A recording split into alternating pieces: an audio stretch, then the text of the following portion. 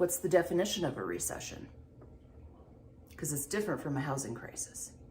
Recession is 2 consecutive quarters where the gross domestic product has gone down, the GDP, and that shows signs of a slowing economy, not a housing crisis. So that's the definition of a recession. What is a housing crisis? Well, let's look back at 2008, and it is a totally different market right now, totally different economic environment than the housing crisis that we saw in 2008. Now, why is that? What's different about now? Now, homeowners have more equity in their homes than they have ever had before. And they're being safer with that equity. They're not just spending it, they are protecting it. What else is different is that the lending standards have changed dramatically over the past 10 to 15 years.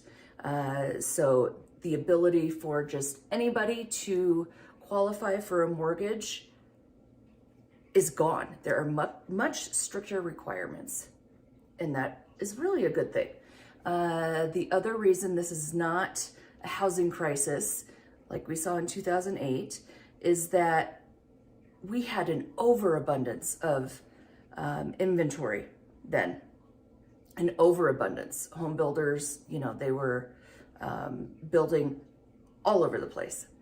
And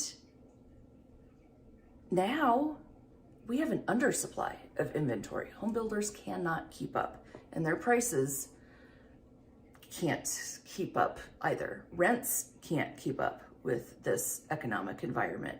So those are just a couple of reasons why this is not the same as 2008, why this is not a housing crisis. And, the fundamentals of why it's different, they're very, very different from what they were in 2008. And I don't think we should assume that we are headed down the same path as that housing crisis, because so many things are different.